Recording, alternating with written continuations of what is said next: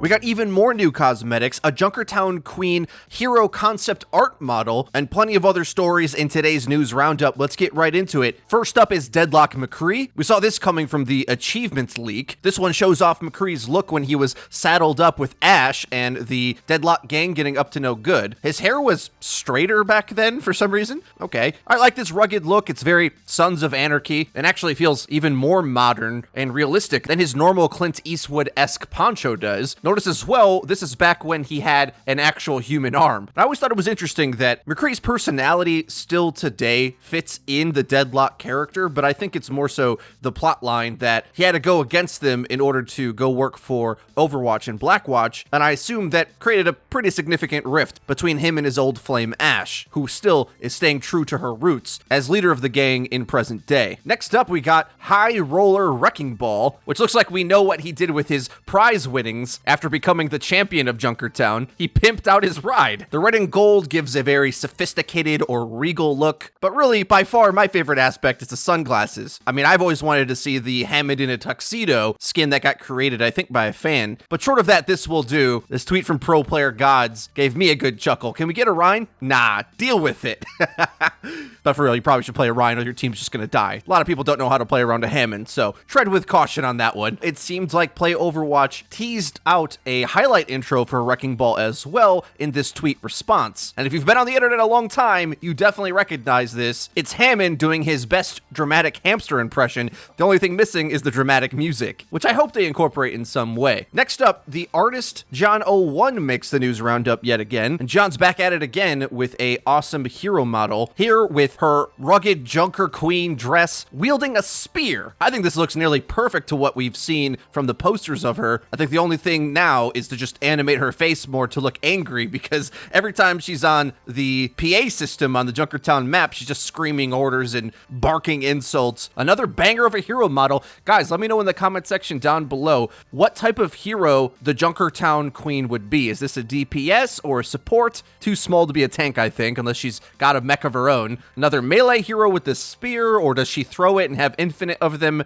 underneath her cape, sort of like Reaper does in his trench coat? How does this hero work? Let me know your thoughts. Next story, I've been noticing that a lot of players are really struggling getting the Baptiste ultimate down, even in the first week of pro play, but the ult usage wasn't quite there. I think it's something we're all kind of learning how to improve, and since we covered ML7's gameplay in a big percentage of our How to Be a Pro Baptiste guide, I wanted to quickly shout out that he did do a instructional video on the different ways to use Baptiste's ult. When to put it close, when to put it farther away from you, how to combo it, and more. It's not always an easy decision, because I think generally you want damage to come out of it, but in this case, Hagopune for the Florida Mayhem uses it to heal his Bastion more so, which is probably the best call since that they're surrounding him, and you have a massive volume of damage from the Bastion anyway, as long as he just stays alive. And of course, Baptiste and Bastion go together like peanut butter and jelly. So be sure to check the link in the description to check out ML7's guide video. Moving on to quite a feel-good story for today. The Overwatch player Max Gaming 76 hit top 500 for the first time, and his reaction almost puts me to tears. It's beautiful. As you can see from his screen, Max is deaf, which makes this accomplishment all the more rewarding, impressive, and heartwarming all at the same time. Way to go, Max. Good luck to you, sir, and may the RNG of the ranked system shine brightly on you in your future gaming sessions. It's nice to report on something positive. Now on to something that might be bad news, not exactly sure yet. Of course, in yesterday's video, I attempted to read the tea leaves to predict that the dev update would come yesterday. Didn't happen, and with Jeff Kaplan saying that it's supposed to be due this week, I'm really scratching my head on this one. It's Friday, tomorrow's Saturday, so the number of days left for it to come out this week are decreasing quite quickly, which at this point has me worried that it's just going to be explaining the new event, which would be a serious feels bad, man, if that's the case. However, I will say Scott sent this on Twitter to us,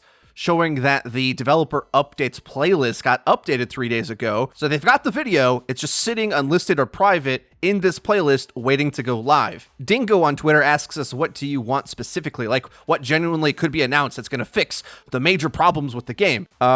See one of our 1,000 videos on this subject? I don't know. I'll try to give you the elevator pitch because I'm sure everyone's sick and tired of all content creators pitching ideas for what would fix the system. This is how I would explain it. I don't have specific requirements that must be met, like features or things I think specifically have to be done. I more so want the philosophy to change, where Blizzard takes responsibility for the state of the game. What do I mean by that? Well, over the 3 years of Overwatch being out, we've made multiple videos on the gold medal system, which is something that I would point to as being inherently toxic. First of all, it's not even the stats that anyone considers useful. If you watch the Overwatch League, they bring up a ton of stats. None of them are the ones that get tracked in the game with fancy, shiny symbols that are patting you on the back, telling you you're doing a good job. Instead, they track actual stats that they also use for your SR adjustments behind the scenes, by the way, like averages per 10 minutes, opening deaths in team fights, opening kills in team fights. They track these things on an Overwatch League level. Why not show us this type of thing in game? Or at worst, just remove the medals entirely. Knowing where you rank in your team of 6 in these really vague and unhelpful stats like overall limbs and hero damage done isn't helpful at all. Objective time and objective kills are not a stat that would ever be used on an OWL broadcast. This stuff is, to put it bluntly, casual nonsense. It's stuff that you can farm up in quick play and feel better about yourself and have a better time, but it's not something that's conducive towards the community working together, right? It's a system that deliberately pins you against your teammate, making you wonder, well, what are they doing? I got this medal, when really it doesn't matter at all. Instead, I'd like to see those stats reflect against your averages or the averages for that rank, or give us all of the stats at once where we can see where everyone's damage, deaths, etc., are. One or the two, right? Now, I point out that example because I think it can get exploded to the entire game. What I want to see is movement towards the developers dealing with these problems that naturally occur in their game with a hands-on approach. Maybe we can't get role queue, but there should be ways for us to indicate the roles we want or to communicate non-verbally how we can stack up in the team. Another problem is the player cards. A lot of players didn't like people reading their player cards, which I think are badly designed, by the way. So Blizzard allowed you to hide them, which doesn't really help anybody other than alienate us further. For example, why can't I sort my player card to display based on role rather than hero? Because in my specific case, I play one support way more than the others, but I play all the tanks, and I'll fill based on what the team needs. And what naturally happens a lot of the time when I do that is that I'll have my top played hero as Lucio, but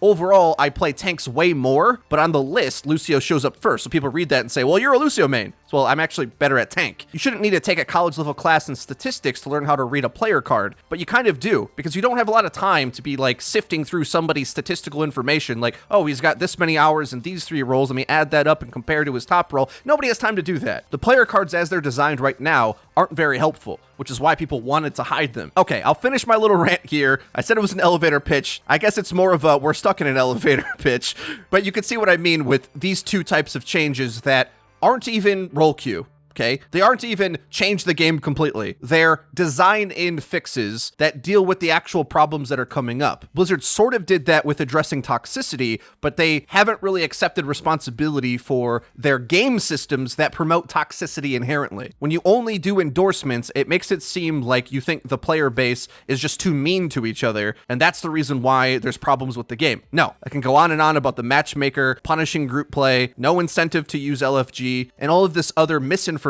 that the game tells players about how they're performing and what they should be doing. The game does a horrible job telling you how bad you actually are at it. And when everybody thinks that they're really good, everyone blames their entire team rather than working with them. When in reality, the game is incredibly hard and you're not that good. None of us are. Even pros struggle to be good at the game. That's how hard the game is. So I hope that answered the question and cleared it up. I'm of the opinion that I don't really need new heroes, new maps, new modes, or any of that stuff. I think Blizzard badly needs to address the systems of how their game operates. I want improvement to those things because then we can start to change the culture of ranked play. At the moment, engaging in ranked play is a very abusive relationship. And those of us who still have the patience to endure the gaming abuse Overwatch Ranked puts us through are only doing it for our deep down love for the game. I'll give you a big hint. There's a reason why I'm the only one on the channel nowadays. Games like Apex Legends actively reached out to content creators to adapt their game to fit to what gamers actually want and need. I'm sitting over here thinking, how many content creators does Overwatch have to lose before Blizzard starts to eat crow and take these things seriously? Okay, enough doom and gloom in this video. Let's wrap it up. Don't worry, I'm not going anywhere because I do believe Blizzard's going to eventually come around with fixing something. I just hope it doesn't doesn't take as long as the failed Project Titan before we see significant improvement in the areas that I think are the most important. If you enjoyed the video, please be sure to leave it a like. It really does help us out and lets us know that you're enjoying the content. And if you haven't already, please subscribe and be sure to hit the bell icon so that you get notified when our videos go live.